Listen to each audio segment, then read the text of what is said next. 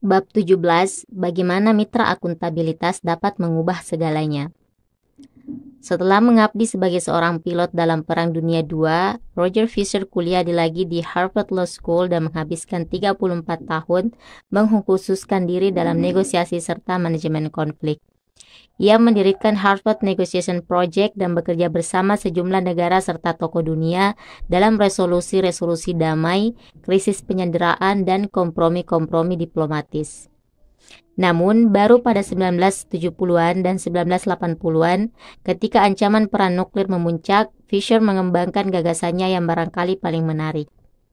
Saat itu Fisher berfokus pada perancangan strategi yang dapat mencegah perang nuklir dan ia menemui kenyataan yang sangat membahayakan. Siapapun presiden yang sedang menjabat, ia akan memiliki akses ke sandi-sandi peluncuran yang mampu mencabut nyawa jutaan orang. Tapi tidak akan pernah melihat sendiri siapa yang tewas karena selalu berada ribuan kilometer dari tempat kejadian. Yang saya sarankan sangat sederhana, tulisnya dalam tahun 1981. Tempatkan angka sandi nuklir itu dalam kapsul kecil.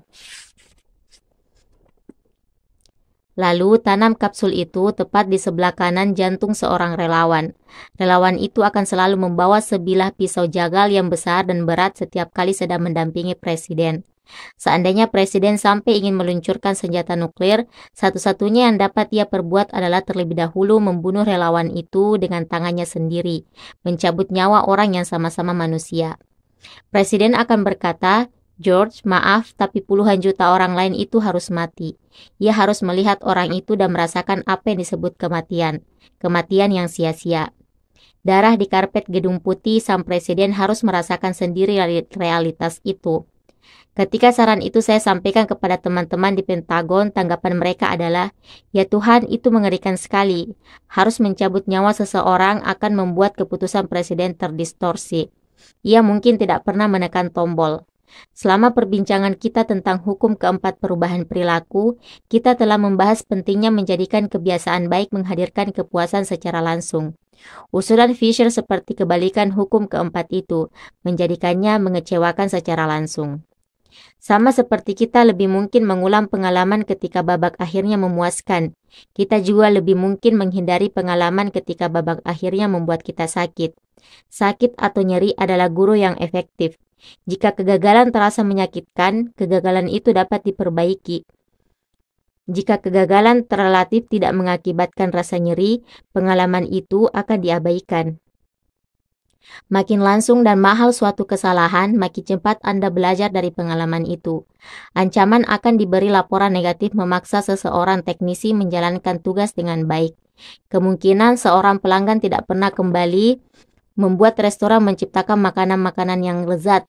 Kerugian akibat salah memotong pembuluh darah membuat dokter bedah berusaha lebih menguasai anatomi manusia agar dapat memotong dengan tepat. Ketika akibat suatu perilaku berdampak parah, orang cenderung belajar dengan cepat. Makin langsung suatu nyeri, makin kecil peluang suatu perilaku diterapkan. Jika Anda ingin mencegah kebiasaan buruk dan meniadakan perilaku yang tidak sehat, menambahkan akibat langsung terhadap tindakan itu adalah cara bagus untuk mengurangi peluangnya. Kita mengulang kebiasaan buruk karena entah bagaimana kita merasakan manfaat dari situ dan menjadikan kebiasaan itu sulit ditinggalkan. Cara terbaik yang saya ketahui untuk mengatasi kesulitan ini adalah meningkatkan kecepatan pelaksanaan hukuman yang terkait dengan perilaku itu. Mungkin ada jarak antara aksi dan konsekuensi. Segera setelah aksi menghasilkan konsekuensi langsung, perilaku mulai berubah. Pelanggan membayar tagihan tepat waktu bila dikenai biaya keterlambatan. Mahasiswa datang ke ruang kuliah ketika nilai ujian mereka dikaitkan dengan kehadiran. Kita akan melompat melewati banyak rintangan guna menghindari sedikit konsekuensi yang langsung. Tentu saja ini ada batasnya. Bila Anda ingin mengandalkan hukuman untuk mengubah perilaku, kekuatan hukuman itu harus bersesuaian dengan kekuatan relatif perilaku yang ingin dikoreksi. Agar menjadi produktif, biaya akibat kebiasaan menunda harus lebih besar daripada biaya untuk menjalankan aksi. Agar menjadi sehat, biaya akibat kemalasan harus lebih besar daripada biaya untuk berolahraga. Denda karena merokok di restoran atau tidak membuang sampah secara benar menambah konsekuensi terhadap suatu tindakan. Perilaku hanya berubah jika hukumannya cukup menyakitkan dan betul-betul diterapkan. Secara umum, makin terlokalisasi, makin terasa, makin konkret, dan makin langsung suatu konsekuensi, makin besar pengaruhnya pada perilaku individu. Makin global, makin tidak terasa, makin samar, makin tertunda suatu konsekuensi, makin kecil pengaruhnya pada perilaku individu. Untungnya, ada cara langsung untuk memperbesar biaya langsung terhadap suatu kebiasaan buruk, membuat kontrak kebiasaan. Kontrak kebiasaan. Undang-undang pertama yang mengatur sabuk pengaman diluluskan di New York pada 1 Desember 1984. Pada waktu itu, hanya 14% orang di Amerika Serikat yang memakai sabuk pengaman secara teratur, tapi hal itu segera berubah. Dalam 5 tahun, setengah warga Amerika Serikat mengenakan sabuk pengaman. Saat itu, mengenakan sabuk pengaman diwajibkan oleh undang-undang di 49 dari 50 negara bagian, dan tidak hanya di atas kertas, jumlah orang yang mengenakan sabuk pengaman juga telah berubah secara drastis. Pada 2016, lebih dari 88% orang Amerika memakai sabuk pengaman setiap kali masuk ke mobil. Dalam hanya 30 tahun lebih sedikit, kebiasaan jutaan orang telah berubah secara total. Undang-undang dan regulasi adalah contoh bagaimana pemerintah dapat mengubah kebiasaan dengan menciptakan kontrak sosial. Sebagai masyarakat, kita secara kolektif sepakat untuk mematuhi aturan-aturan tertentu, lalu menegakkannya sebagai kelompok. Setiap kali aturan perundang-undangan baru berpengaruh terhadap perilaku, undang-undang sabuk pengaman, larangan merokok di restoran, kewajiban mengolah limbah itu menjadi contoh tentang kontrak sosial yang membentuk kebiasaan-kebiasaan kita. Dalam hal ini, kelompok sepakat untuk bertindak dengan cara tertentu dan jika tidak mematuhinya, Anda akan dihukum. Sama seperti pemerintah menggunakan undang-undang membuat warganya akuntabel. Anda dapat menciptakan kontrak kebiasaan untuk membuat diri sendiri akuntabel.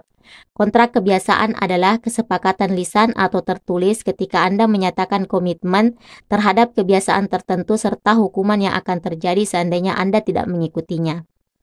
Brian Harris, pebisnis dari Nashville, Tennessee, adalah orang pertama yang saya lihat menerapkan strategi ini.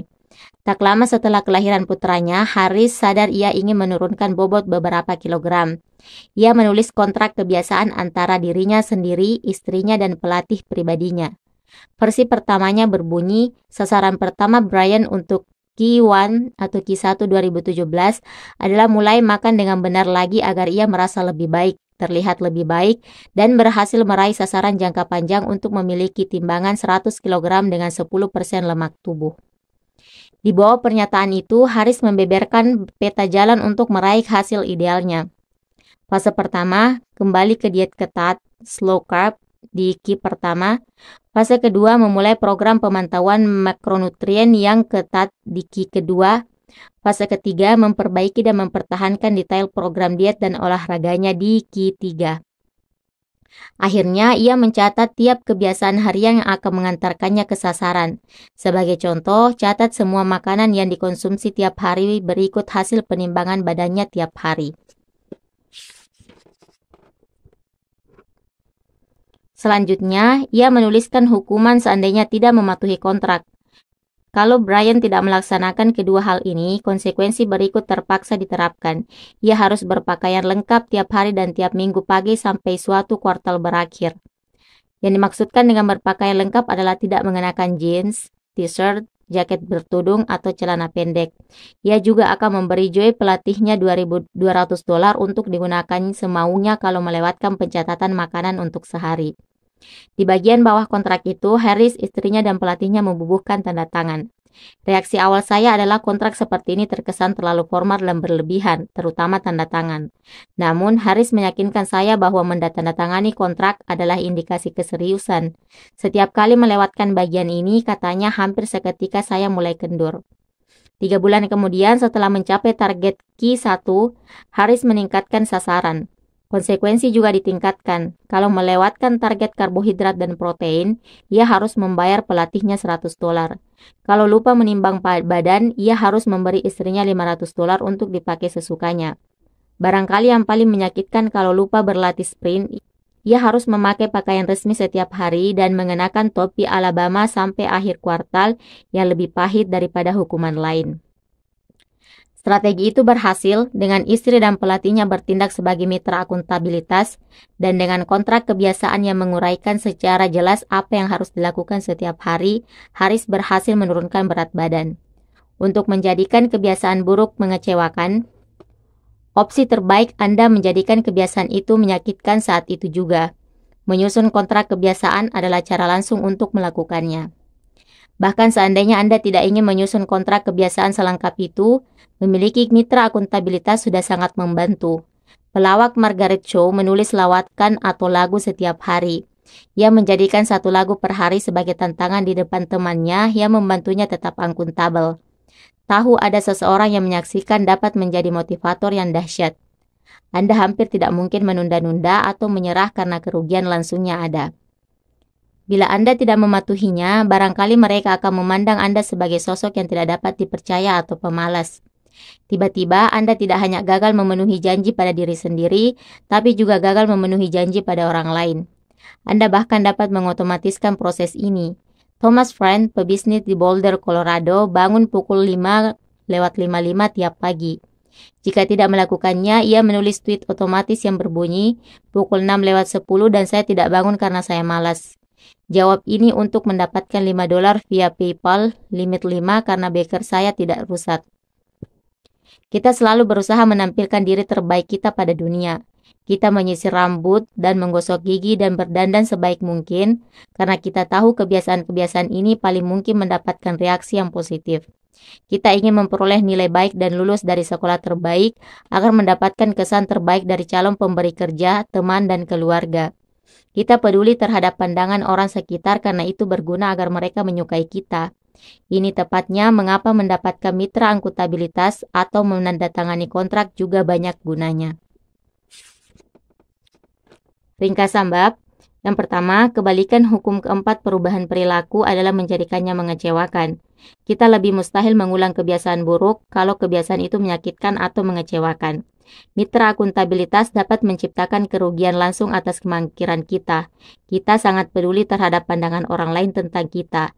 Jadi kita tidak ingin orang lain berpandangan buruk tentang kita. Kontrak kebiasaan dapat dipakai untuk menambahkan biaya sosial pada perilaku manapun. Kontrak itu membuat kita harus mengeluarkan uang karena melanggar janji di depan umum dan ini menyakitkan. Tahu ada orang yang mengawasi Anda dapat menjadi motivator yang manjur.